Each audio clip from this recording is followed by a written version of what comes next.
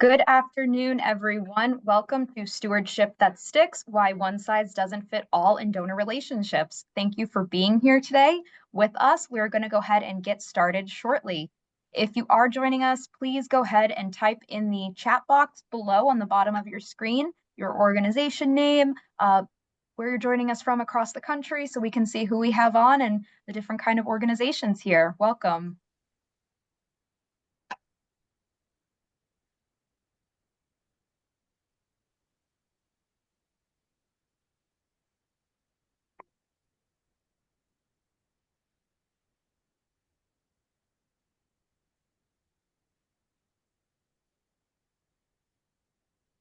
Right, it seems like we have a few people here from Canada. Welcome.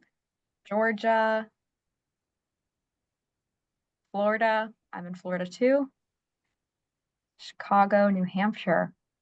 All right, well, let's go ahead and get started. Today's session is titled Stewardship That Sticks, Why One Size Doesn't Fit All in Donor Relationships. Today's session is going to be recorded, so you are going to get a copy of the recording as well as a copy of the PowerPoint deck. So you can take this, share it with your teams, colleagues. No need to worry about taking notes. You're going to receive all this information as well as a recording. I'll go ahead and get started now so we can get a fresh and clean cut. Welcome to Stewardship That Sticks, Why One Size Doesn't Fit All in Donor Relationships.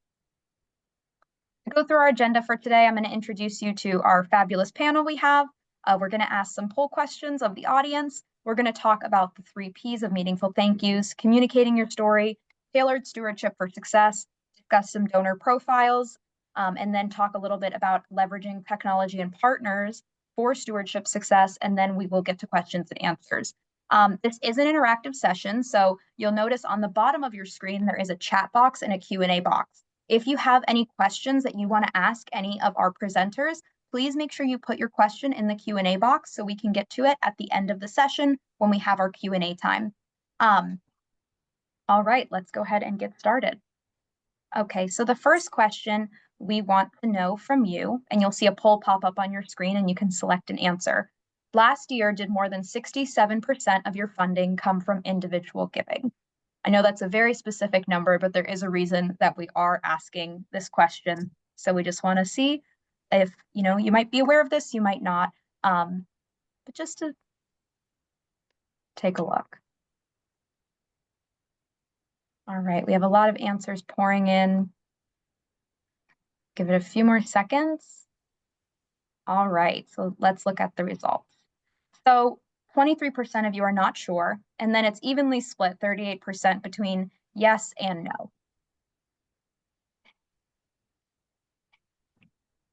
And then the next question we would like to know from you, how are you ensuring your donors feel good? This is a question you can select multiple answers. So maybe you're doing one of these, maybe you're doing most of these. So just let us know which ones. And you can actually scroll down in that poll to see some options on the bottom as well.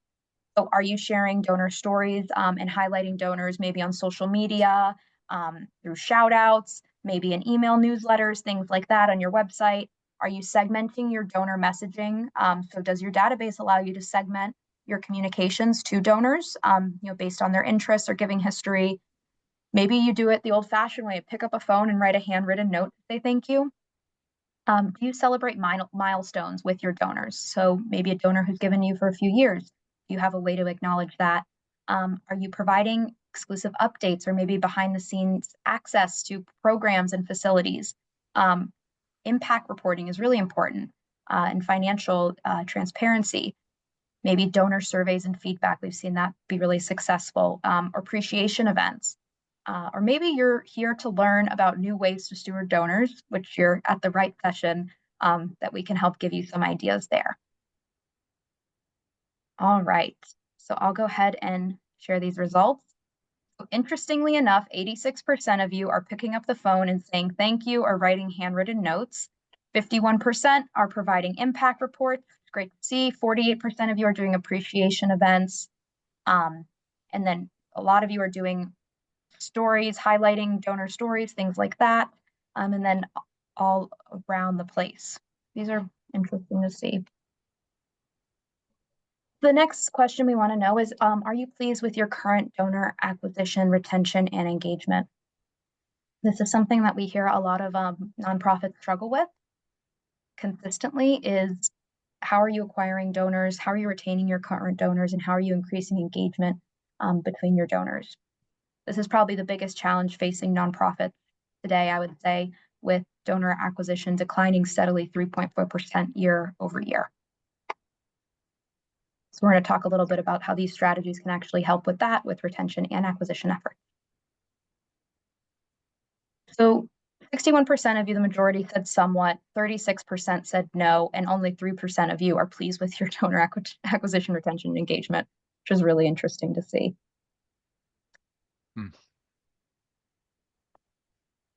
Next question, be our last poll question. How many different solutions are you using to manage donor activity? Donor activity can be a lot of different things. It could be maybe one platform for peer-to-peer, one platform for your grants, one platform for events, one for volunteers, one for auctions, galas, if you're, maybe running your events through, an auction platform, something like that. So we want to know on average, how many solutions do you think that you're using to currently manage donor activity?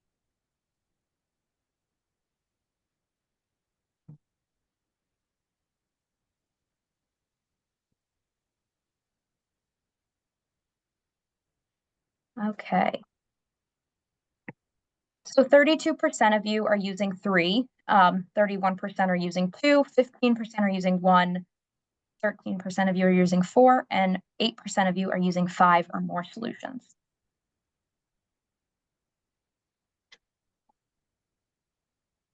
All right, and then I will pass this over to our panel. Well, thank you, Abby. I'd like to get started by welcoming everybody. I saw some Boys and Girls Clubs and humane societies, and we have done capital campaigns recently for both.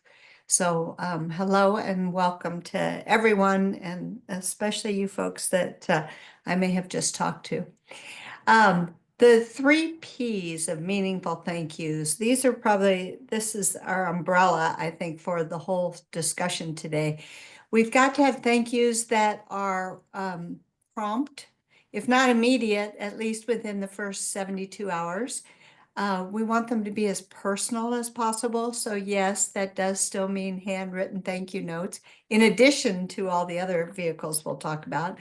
And we want to make sure that our donors know exactly why their gift was important. How was the money being used? And, as you think about this issue of stewardship, think about your own gifts to other organizations. Take yourself out of the staff role for just a minute and put yourself in the donor's role. You want to hear from organizations quickly. You want the thank you to be personal. And you want to know how your money's being spent. Studies have shown time and time again that people give because they want to know that their gift made a difference. And that gets back to the idea that we should be as specific as possible. A lot of times I get thank you notes that just reiterate the mission statement in why your gift makes a difference. And I would challenge us all to think a little beyond that general statement. As specific as you can be in telling your donors why their gift makes a difference, the better. Donors also want to feel financially secure. That's important before they start giving away discretionary income.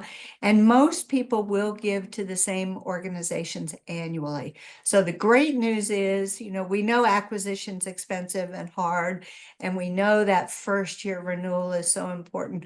But once you get the first year renewal, the chances are, as you can see from this third item, that your donors will stay with you annually.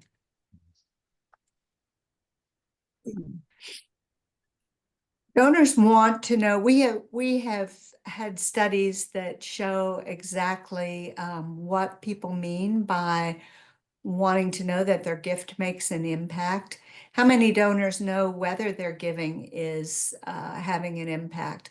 Well, our research shows that more than half don't know. And that is a growth opportunity for us as nonprofit organizations. We need to let our donors know exactly how their money is being used and why it makes a difference. You know, studies do show that 71% of donors rely on the organization to explain to them how their money makes a difference. And that's great because you can tailor that message. And especially given the tools that Ariba has, for example, you can tailor your message specifically to different groups of donors. And it's very, very important because that is the single source for the vast majority of donors. 50% of them have also told us that it's their own perception of the organization that is very important. And that also means that there's another 50% out there that is maybe getting their information elsewhere. So we need to be careful about what messaging is out there on other platforms as well.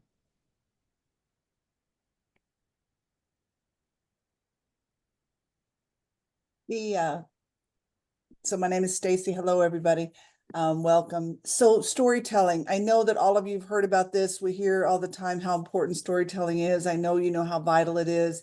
You just heard from Judy. Donors need to know their impact, and many of them don't know what their impact is. And so, again, research also shows that people are moved more by the plight of a story of a single individual than they are of several people or a general statement of need. And so again, keep that story to one person. I know it's hard. We want to talk about our amazing staff and our amazing programs. We're serving 10,000 people. But the reality is that we need to tell how that one person has made a difference, how we made a difference in that life for that one person because they came into contact with our organization. I'll pass it on to Chris to tell you a little bit more about how to then quantify that. Yeah, no, I mean you said it so well, Stacy. Thank you. And that's those thanks to Stacy and Judy for being here with us today and sharing such you have such great practical tips and you have such a wealth of knowledge. So thank you for doing that, especially right now, given what I feel the challenges that nonprofits are facing, and stewardship is just so important, right, for acquisition retention. But anyway, yeah, no, I mean, really, I mean, what does it mean to communicate your story with impact, right? I mean, how do you differentiate your organization from others? Why should donors, choose your cause? And how will their donations have any level of impact, right? There's so many different ways to do this, but really, like Jude said earlier, I mean, timeliness of making sure that you're showing your appreciation, and being able to have systems in place and solutions in place that allow you to make sure that when you do show appreciation, it's very targeted, right? And it's meaningful. You don't send a generic thank you letter to someone who gave you a tribute donation or memorial gift, or and you don't send a generic thank you to someone who gives you this. You don't send the same thank you to someone who gives a $20 gift and to someone who gives a $20,000 gift, right? So making those donor communications very segmented and targeted to really make donors feel like you truly are appreciating them, right? I mean, it sounds like common sense, but it sometimes implementing those things in a practical way within your organization are not as easy as it sounds, given the solutions you're using. But if you have the right solutions in place, it can be very easy to have dozens of templates for acknowledging gifts and very easily getting those out in a timely way, right? But it really comes down to acting quickly, making timely acknowledgments, personalizing at every step, right? Diversifying your methods of how you're communicating with them, right? Is it a handwritten note if they gave you a donation over a certain amount, or maybe even a phone call? Maybe you can spotlight donors and celebrate individual supporters in public ways to inspire the community to give more and those individuals give more.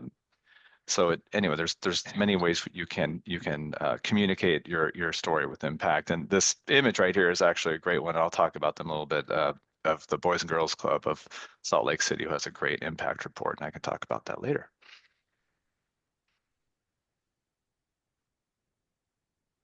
So this is the donor pyramid that I hope all of you have seen before and think many of you probably have memorized.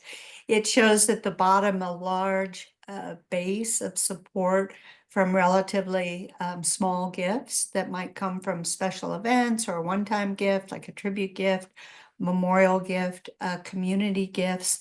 And then moving on up the pyramid as the relationship deepens to annual gifts and giving clubs, ultimately, hopefully, a major gift for a capital campaign or a special restricted purpose, and then ultimately elevating your organization to being as important as maybe a son or daughter with a planned gift.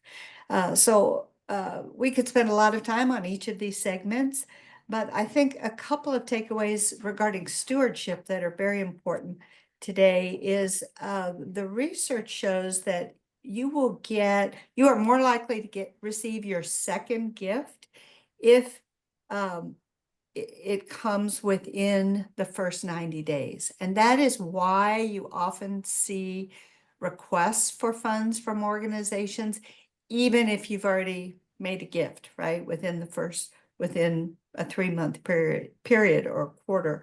Organizations that are sophisticated enough and have the software that they need will know that once they receive a gift, the likelihood of turning that one-time donor into a repeat donor is greater if they are able to capture a second gift within the first quarter. Only 20% of first-time donors repeat. So that is a huge opportunity for all of us, right? That means a lot of people are making gifts and then moving down the road. And as an organization, we want to be able to hold their attention more, get that first renewal. And then, as we've already mentioned, the chances are they'll stay with you. Another piece around renewals that you should know is over 60% of renewals will repeat. And if you're managing your requests well, and they're learning more and more about your organization, they'll move up this donor pyramid naturally, right? Think about your own experience of going to a special event, maybe buying something at an auction, learning more about the organization, becoming an annual donor. You can move donors up this pyramid just by relationship building with good stewardship. And that's, of course, what we'd hope for all of you. So here's a little bit of research. Dr. Shang did a very interesting study recently around stewardship to show that thanking new donors really made a difference in giving. Thanking increases in average giving amount by 65%, which is wonderful, because often that initial acquisition to raise $1 can cost more than $1. So you want to be able to increase, right? Increase the amount as well as the frequency of gift. So Dr. Shang had a nonprofit organization send 3 emails, all thanking new donors in not rapid succession, but over a 3-month period. And she found that as a result, giving increased this 65%. The other piece of her study had to do with how people felt about their giving. And if they feel good about the organization and themselves and their ability to give, the impact of their gift, they will give more. Again, it sounds intuitive, but now we have the research to back it up. So let's talk for just a minute about how you feel about a gift, not the amount. As development people, we're often focused on the amount and the frequency, but think about the psychology of gratitude. To really build a good relationship means you want to speak to the donor where they live, right? Their perception is the reality, and the better they feel about the organization and their own situation, the more likely they are going to be to give, to feel good about the relationship with the organization, to stay involved. And we know that there's a real correlation between volunteering for an organization and also giving to it. It's all about strengthening that relationship and making the donor feel good about not only themselves, but their relationship with the organization.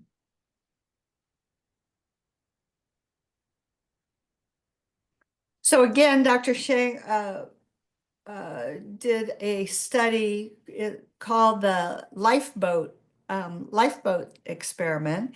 It was done in the United Kingdom, and donors were asked specifically to describe themselves, and they tended to say old or British or their profession or something like that. But when they described who they are as donors, when they were asked to say, how do you feel about giving to this organization, they used very positive language. And that also increased giving. In fact, 19%. So quite a bit.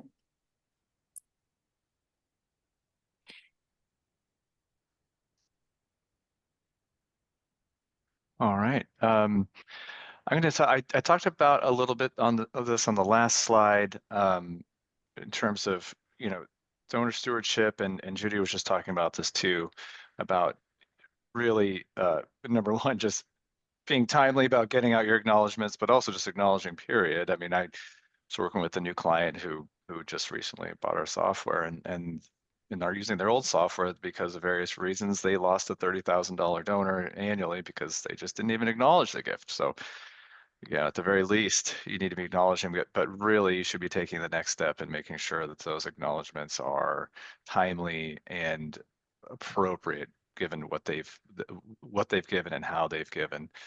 So I already talked about timeliness. I won't even go there again, but really your timeliness can be affected by how efficient you are and the solutions you're using to do that. Can your system do automated email acknowledgments? Can you very easily have multiple acknowledgement templates and being able to assign them to each gift so that each gift has its own unique acknowledgement? And can you customize those, personalize those before they go out? And can you flag, for example, Judy just had a great example of acknowledging first-time donors. How do you even know they're first-time donors? Does your solution that you're using allow you to identify who those are? We have some new features coming out that are actually going to flag first-time donors automatically for you, allow you to automate and put them in an email sequence and have those go out automatically, right? So you don't have to really think about these things. So, because I know some things we talk about may sound onerous to some of you in terms of how do I do all this on top of everything else I'm doing, but there are things that you can put in place to automate these things. For example, we have automatic reports that can go out to your executive director, your development director, for everybody who gave over $200 last week, so they can call them or send a personal email to them. So there are ways of being able to be more efficient and make personalization doable for you, given all that you're doing already, right? And using multiple ways to express gratitude, right? It doesn't have to be a printed letter that goes out or an email. There are other ways to do it, and there could be a handwritten note, personal phone call. Again, there are ways of surfacing those people that you want to give special attention to make it easier to identify them, right? And then measure and track these things, right? We're going through sending out surveys to our clients. You can do that for your donors too, to find out how engaged they are, what they're interested in, and that you can be able to communicate with them based off those interests and how they're aligned with your organization, right?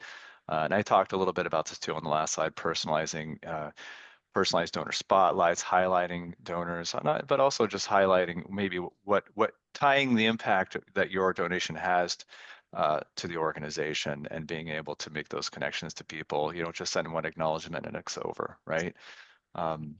Anyway, please, Stacy, Judy, chime in if you have any comments. Well, I'm just thinking about a capital campaign we're doing now, Chris. It's our development officer has just done a great job with constantly staying in touch with her top 50 donors. And so she does all the formal thank yous, right? Mm-hmm. And you have a good impact report, but she also has them all on in her cell phone, and she will Mm. snap a picture if she thinks of one. Her philosophy is if you think of someone, let them know. So she'll snap a photo if she's thinking, and if she's thought of a donor, snap a photo and send it to them. And I mean, she's got $1 million donors as text buddies as a result. Oh, But that's I great. think that what's really important is those friendships, those relationships are real. You know, Right. they really are. Those are folks that are texting her back. Yeah. So that's the best case. Yeah. And having a solution like we do, having a top donor report that you can just click a button and find out who those top Right. 50 donors are easily is sometimes a Right. challenge too, right? Yep.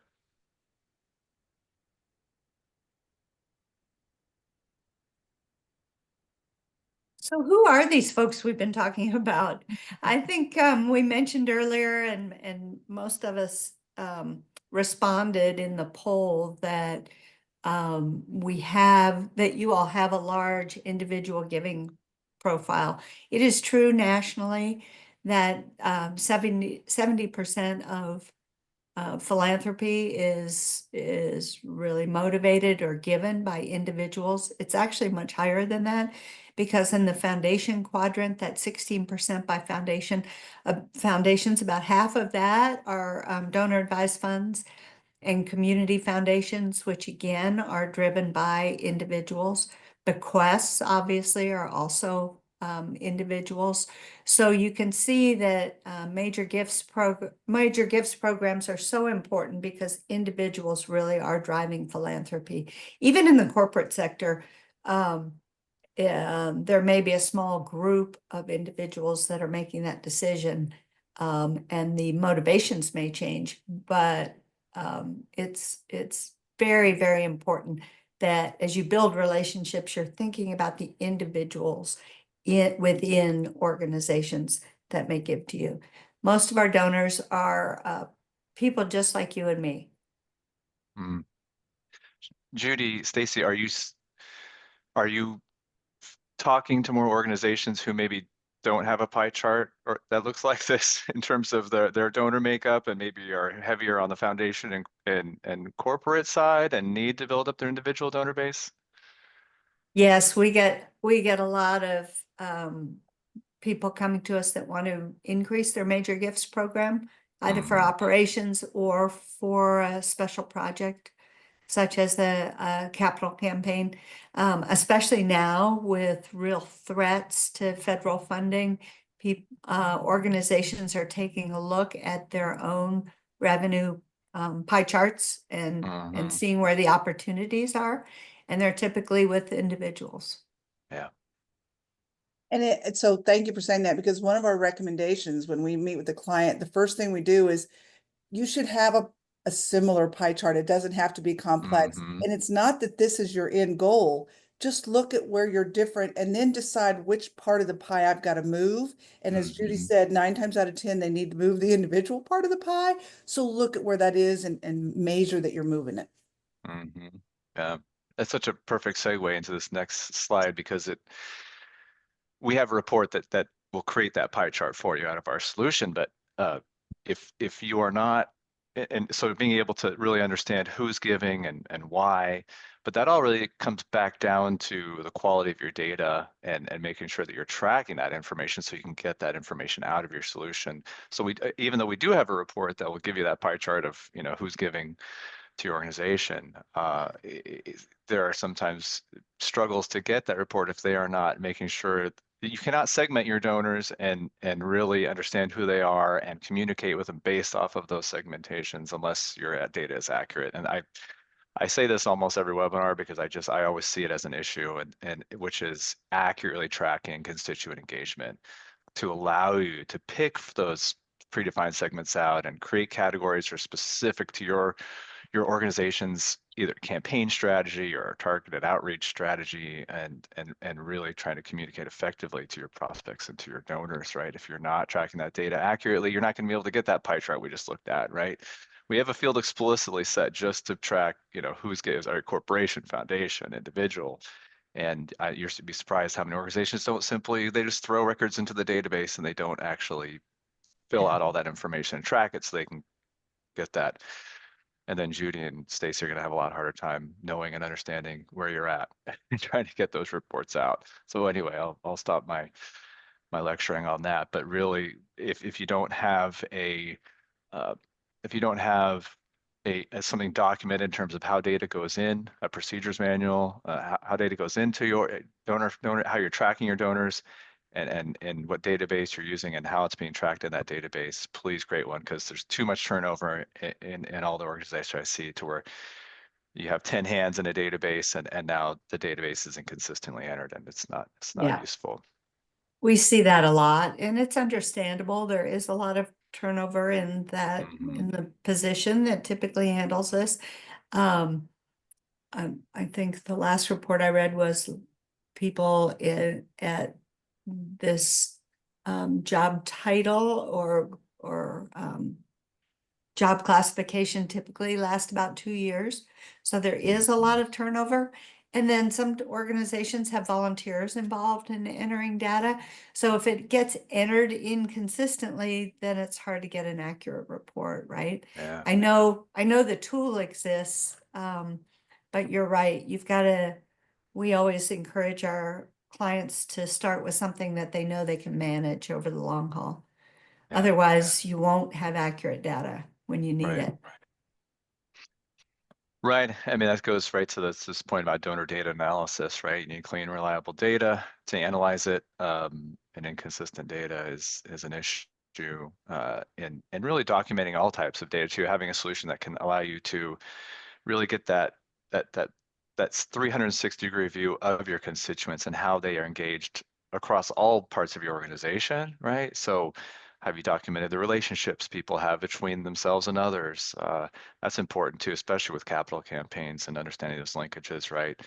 And I see a lot of organizations too relying on institutional memory instead of documenting, that taking that stuff that's in their head and putting it in notes within the database so other people know about just those random things about people that you should all know and be in sync with, because those can lead to major donor relationships, right? Which is huge. But anyway, keep going here. So this graph is amazing. So back to understanding, why do individuals of high net worth, how do they give? And this was a Bank of America study back from 2018, looking at, again, their reasons. And you can see that 9 out of 10 give because of their belief in the organization, or even because of the belief that the gift will make a difference. The key to this graph is to go to look at the bottom and where it says sometimes and always. And I think that's really important because you see such a distinction in, okay, belief in the mission is 94%, but 54% of individuals always, that's their reason. That's really key, as opposed to look at the tax benefit, 17% of the time is it always. Tax benefit's important to some people, but not important to all. And so it kind of helps you understand that there are different reasons that people give. You need to know your donors and you need to have that and you need to track that. I think part of the reason there is the tax benefit's a wash, right? I can give to any 501c3 Mm-hmm. and the implication for my taxes will be the same. So you circle back to the mission and the history with the organization. Yeah. So then let's segue right into that with major gifts and donors and Chris is going to tell you a little bit more about this, but my suggestion, advice is, back to the reason question, do you know why your donors give to you? Do you ask that? And then with a new donor, ask them why they give. I'll give one quick story. I was meeting with a major donor when I worked at the Alzheimer's Association, and I thought I knew him, and he had told me multiple times that he was worried about, is there a, what about Alzheimer's disease? Am I going to get Alzheimer's disease, right? We all have that fear. And so when we went in to meet with him with our big ask, I was ready for research, right? Because he cares about research. And the end of the day, he cared about the walk. He wanted to get involved in the community and the walk and get his staff engaged. And so again, that we can't lose that information. That's important. We need to know that. That's where his money is, and have that tracked and go from there. Chris, kind of help us through that. Yeah, no, I mean, that's a great point. And we've talked already a little bit about these, the communication strategies of, really segmenting donors based off of, how they're aligned with you, what they're giving to, and how much they're giving, right? And making sure that you are constantly communicating and tying the donation to the impact that they're having. But we have an amazing woman who works at Ronald McDonald House in Florida, and she was telling me a story recently about how she gives guided tours weekly, and she tries to invite people she thinks might be major donors to those tours. Sometimes no one shows up, sometimes a dozen people show up, but she just does them consistently, and the amount of connections she's made, not always directly. Sometimes there's a connection through another connection of someone that has given the tour, but those tours really allow people to see what the organization does and the impact they have on the community. And also it really allows them to see what their money could be used to do and support. And she's gotten so many major donors and connections to other major donors and business owners in the area. She made a connection with someone who owns several gas stations. He allowed them to put signs up on the gas pumps and support their capital campaign. And that was all just through these guided tours that she's giving, at least part of it. So being able to engage people, not just to ask for money, but to really have them buy into what you're doing and why it's important and why they should support you.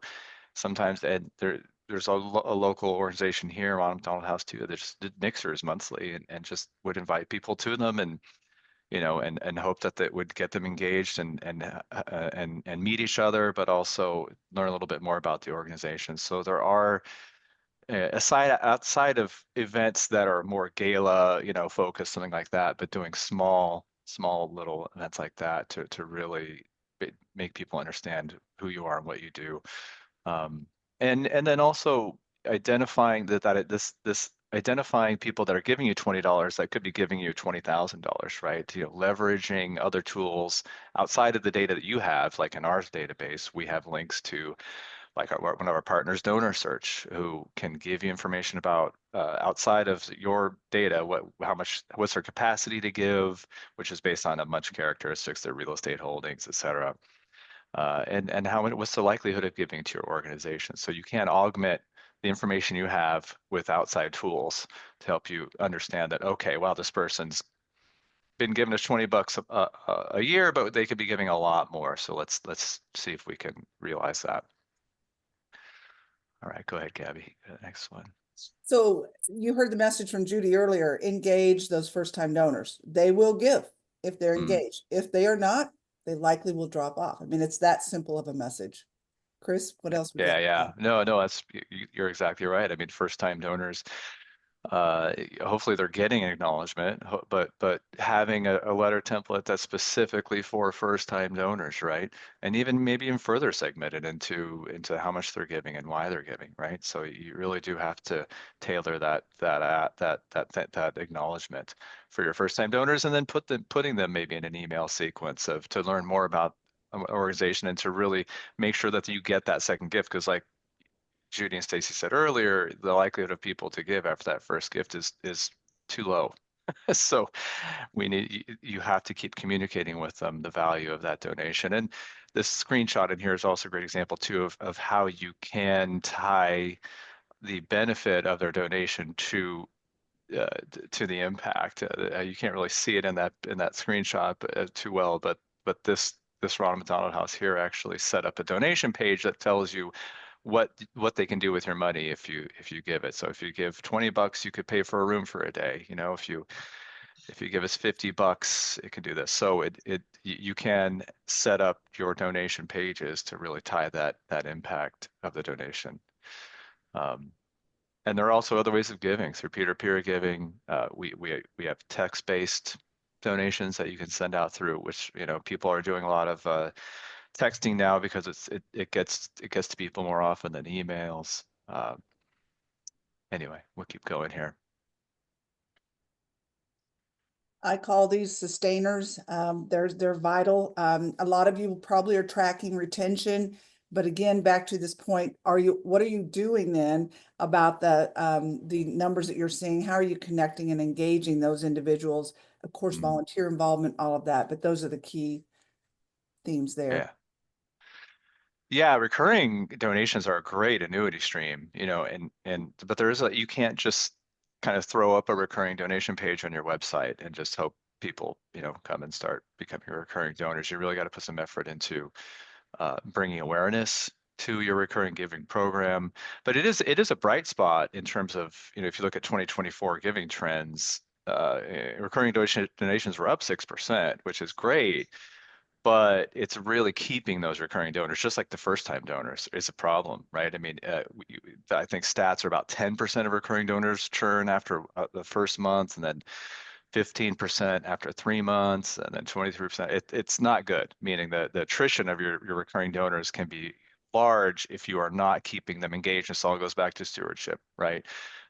So number one, bringing awareness to your recurring giving program, you know, maybe just don't throw up a page, but call it a monthly giving club and put it on your social media, and make sure that if they are signing up, that they are being acknowledged, and that you're sending emails outside of just acknowledgments to make sure they understand the impact of that recurring donation. Maybe give them little perks, you know, insider updates, early access to events, et cetera. And then make sure you have a solution in place that makes this all easy to manage, right? Where it's a set it and forget it process like ours, where you once they set up that recurring donation through their credit card or their checking account, it's really not hard to maintain at all. It happens in the background. And there's a way for them to update their information. If their credit card changes or they want to increase their amount, they can do that easily, right? The one comment I'll make about tribute gifts is that when I worked at the Alzheimer's Association for 10 years, I only received 3 complaint calls. I had 4 states, and they were all about tributes and not getting the right acknowledgement. Those were the only calls that I received. It is such a dissatisfier if we don't get it right, and it just means having a system. That's interesting. Were they just because they didn't get an acknowledgement, Stacy? Is that Mixture. Didn't get, or the person didn't get, the person that gave didn't get, wasn't told that they gave. It was one of those 3 got things. it? Okay. Yes. Yeah, that is an interesting component, especially to memorial gifts, right? Where you have to get the acknowledgement quickly out to the person giving the donation, but then there's also that you need that ability to track who the family members who want to be notified on behalf of that memorial or honor gift, which there's not all solutions make that easy, right? And we do have Alzheimer's as one of our clients, and they get hundreds a week of memorial gifts. So you do want to make sure you have a system in place that makes it very easy to track, you know, who those people are, what notifications that, based off of those, who they're giving a memory of or an honor of, and then also being able to publicize those in your annual report, et cetera.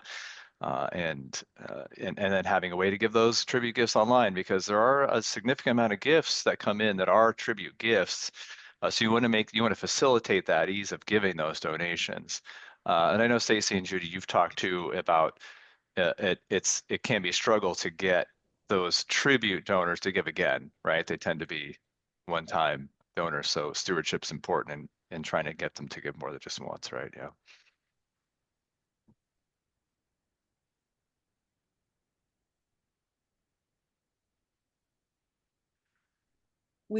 And we want to make sure we have enough time for Q&A at the end, so I'll be Sure. very quick. So I'll just push back on this. I'll just remind everybody that, you know, in the past, I've had clients and folks I've worked with that push back on doing a solicitation to volunteers and doing something, because, oh, that's a volunteer, or to people that we've served in the past. And so again, this allows you to have a good system. If you can segment it, you can properly coach it and put in the right language to go to your different segmentations. But you should be sending stuff out to all of the folks that you're touching. Yeah, totally agree. I'll go quick too. Yeah, they are, as you can see here, volunteers are more likely to give. Although you're right, you have to be sensitive to those things, and in fact that they are giving their time as well. But the main issue I see with organizations that are managing volunteers is they're just managing separately from their donors, and it's hard for them to easily tease out, how many of their volunteers actually are giving or aren't giving, and can we find out who those are, and then actually segment them and send them communications. Yeah, we'll keep going, Gabby. Get some time here for Q&A.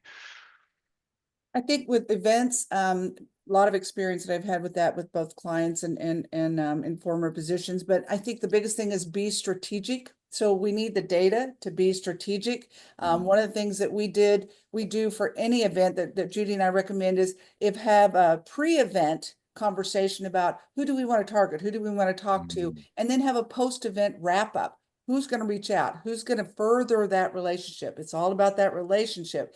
We have people that have events all the time and they just have the event. So we had 50 people. That's great. What was the follow-up? Who are you talking to?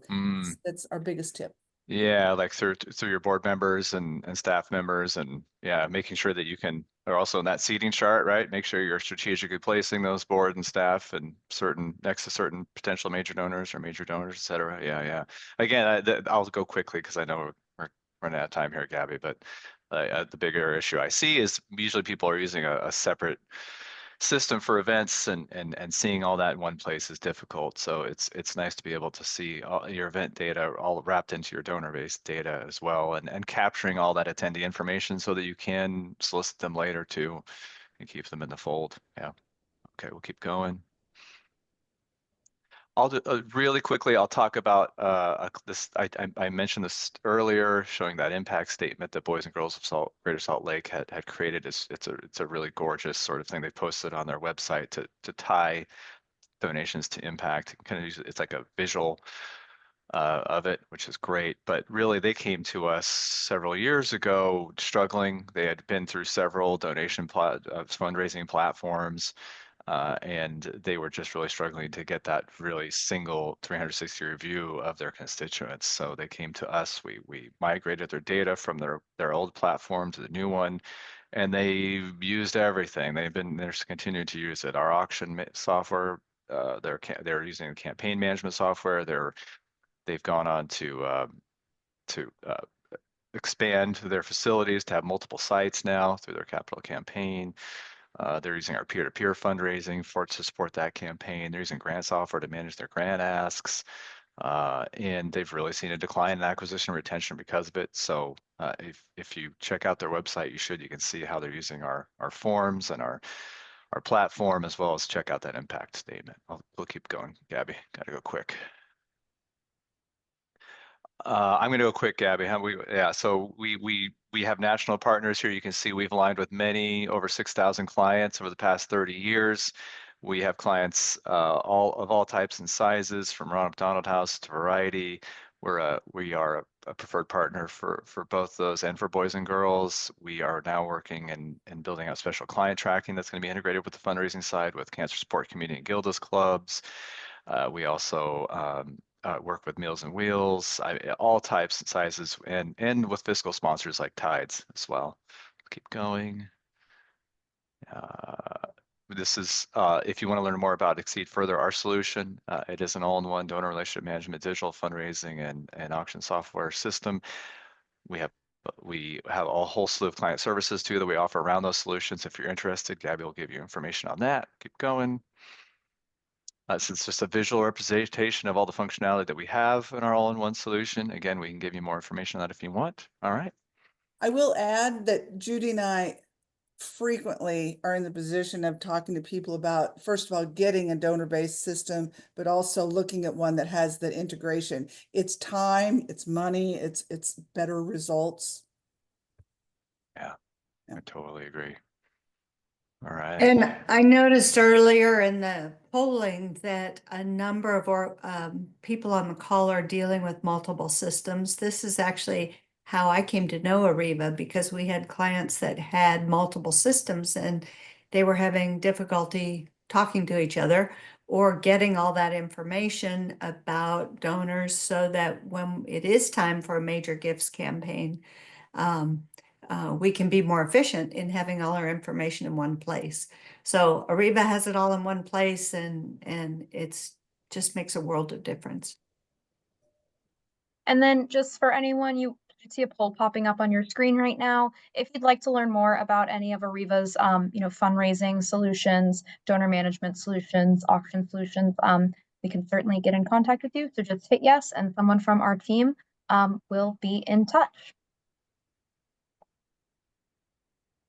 And our background statement really is that we rely on Ariba, but we don't duplicate it. We do capital campaigns primarily, major gift campaigns, resource development planning. So much like a financial audit, we'll come in and do a fundraising audit to figure out where you are in order to build out a plan for you for growth. We also do executive searches, but I would say our bread and butter really is major gifts, because Okay. that's what most organizations need. And then you should see a poll pop up on your screen now if you'd like to learn more about any of Keller Consulting services from either Judy or Stacy. Go ahead and hit yes, and we will make sure someone from their team gets in touch with you as well too. All right. And we should also mention, Gabby, I'm sorry to interrupt, but Sure. I think we've all said we're happy to just visit about your specific situation, because we're going to run out of time with the Q&A. So if you want to talk to any of us, just let us know and we'll schedule a private meeting.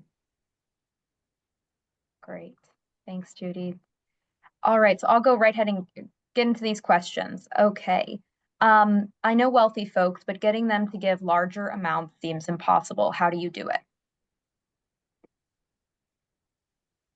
Stacy, you want to take that? It's back to the relationship. So it just like that wealthy person that I met with, that I thought I knew exactly what that person wanted, and I didn't, until I had a conversation. So I think more listening, instead of telling, would be my one single advice. We help you with creating a whole plan, who to focus on, and strategies, and that's part of what we do. We help people. We do a strategy for each person before we go into the meeting, right? And before we even start to connect with that person. So there's a strategy behind everybody looking at the data.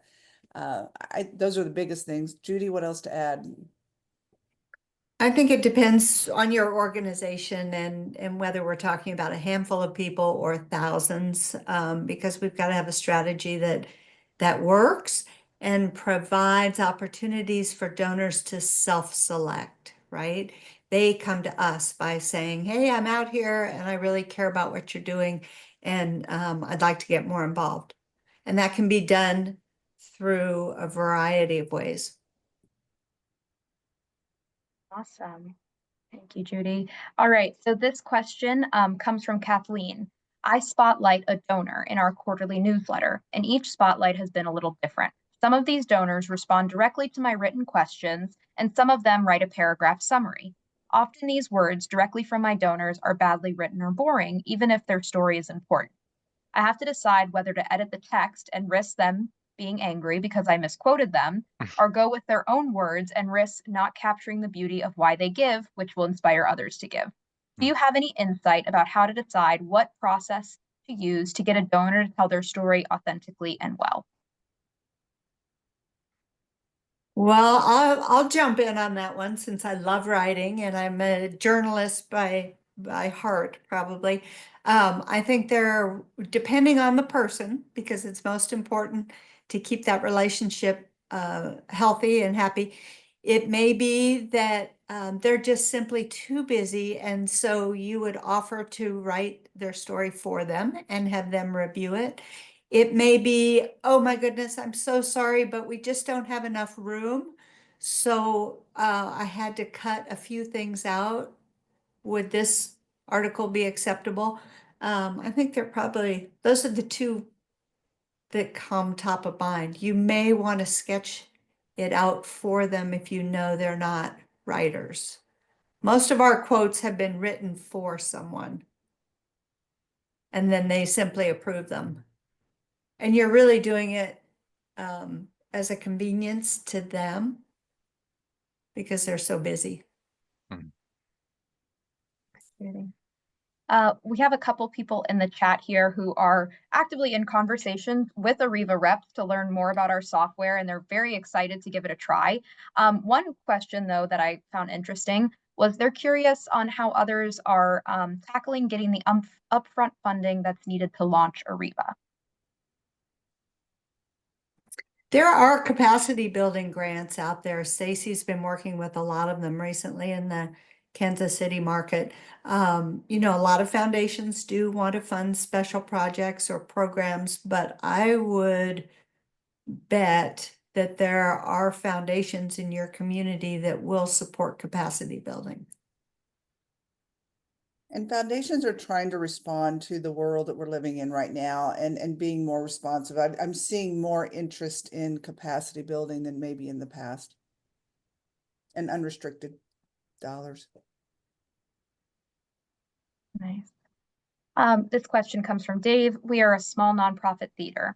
How do we explain that a donor's gift makes a difference when much of the donations go to paying the salary of just a few staff people? In other words, we're not providing, quote, services to the community, not feeding the hungry, not helping with daycare needs, etc. Well, I'm sure you're doing something of value, so I guess I would want to know a little more about the organization and what it's doing, and then try and give some examples of, you know, some organizations use a wish list. Here are the things we want at different amounts. You can use that format also to show what a $500 gift can make possible, what a $100 gift can make possible. But without really knowing the mission, I think it's hard to go too deep on that. And What would you all say?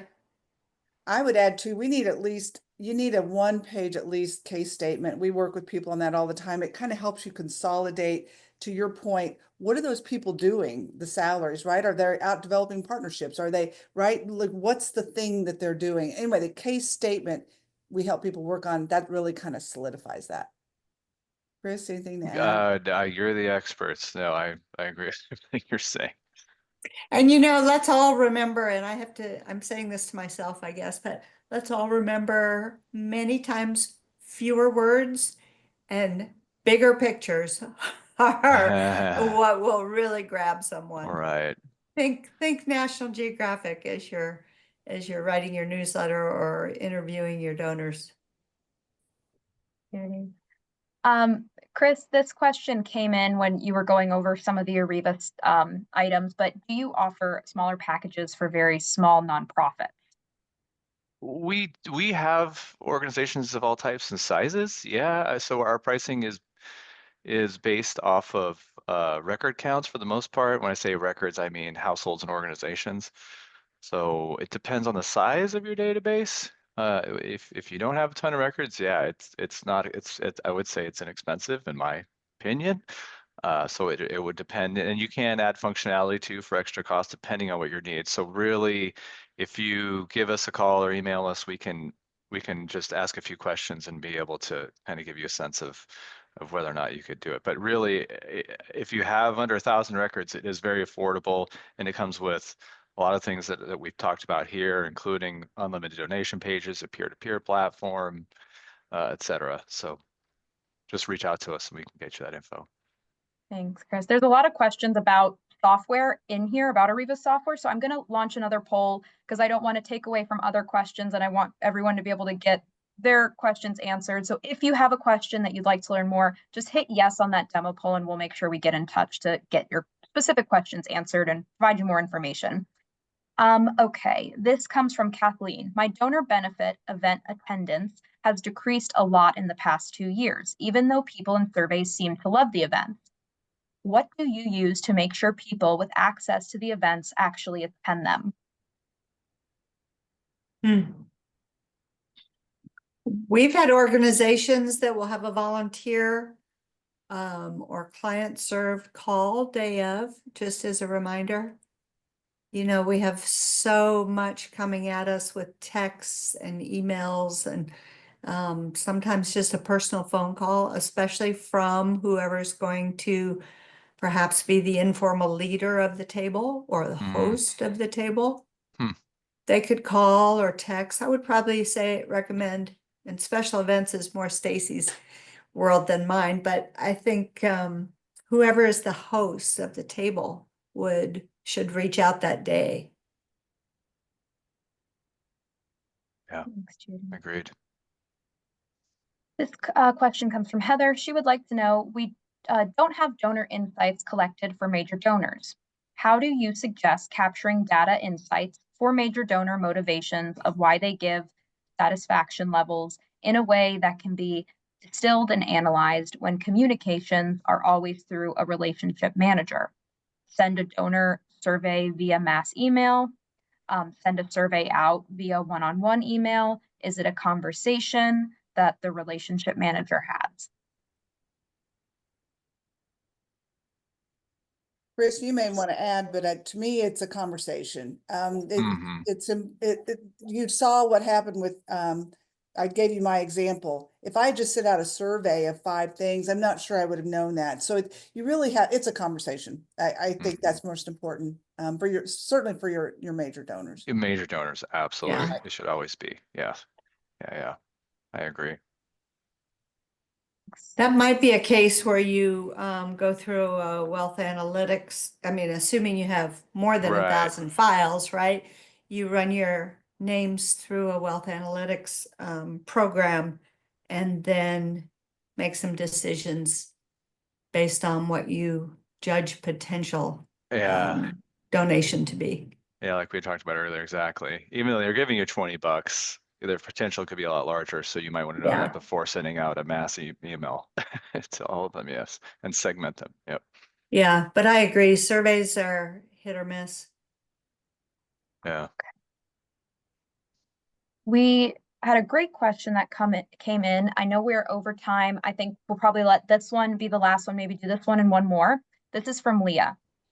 She says, we are new and have virtually 0 individual donors at this time. We are over 2 years in, having changed our vision and mission once. Our current funding is from a large grant and a few small ones. Just this year, we've received a few moderate one-time grants or awards from local businesses or foundations. As the marketing person, I've been laying groundwork for brand consistency, image, onboarding new hires, and equipping, and would love to assert myself more strongly when it comes to donor acquisition and retention. However, I work remotely and can only connect so much with donors when they, 1, don't really exist yet, and 2, my CEO and leadership and I don't always see eye to eye on how to approach the tiny lists we do have. On one hand, there seems to be an activity. On the other hand, I feel restrained.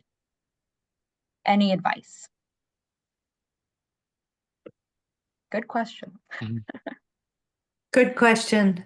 Part of our jobs as fundraising consulting is definitely counseling. And, and again, I come back to relationships. It sounds to me like not you personally as the marketing person, but the entire organization needs a donor acquisition plan. And you spearhead that effort by bringing your CEO and probably some volunteers and board members into the discussion of how we as an organization are going to build up our donor base. Great, Judy, thank you. And then one last question here, I'll just add in. This was someone, he says he's a former, based on the question that was asked earlier, this person is a former theater development person, and he says, he agrees, do not talk about salaries that your donors help pay. Talk about the end result, stimulating, exciting arts experience in as much detail as possible. Awesome. One last quick question. Chris, what is does Arriva have art organizations as part of their clients.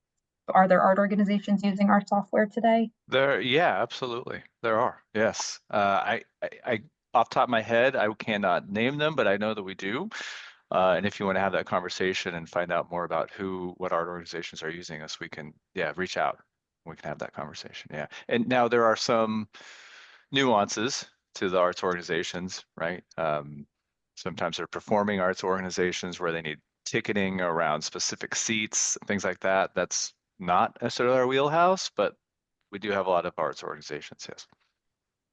And Judy, one last question before we finish up. On this pie chart here, are the dollar amounts the average value of a donation? No, we should put little uh, B signs there, but that is of the total amount given to philanthropy. Sorry, that's a little misleading. We'll have to add more. Yeah. We'll have to add more. So, over $1 billion is given to philanthropy every year, and this is the kind of the pro rata share. All right. Well, those were all the questions that we have time for today. If you requested demos on any of Keller Consulting Services or Ariva's software services, we will be in touch with you. Thank you so much for attending. Thank you, Stacy, Chris, and Judy for being a part of the amazing webinar today. Thank you. Thank you. Thank you, everyone. You're doing great work. Thanks, Judy. Thanks, Stacy. All right. So please, stay tuned. You will receive a recorded copy of the webinar as well as a copy of the PowerPoint presentation. And thank you. And we hope to see you on the next Ariva webinar. Have a great day.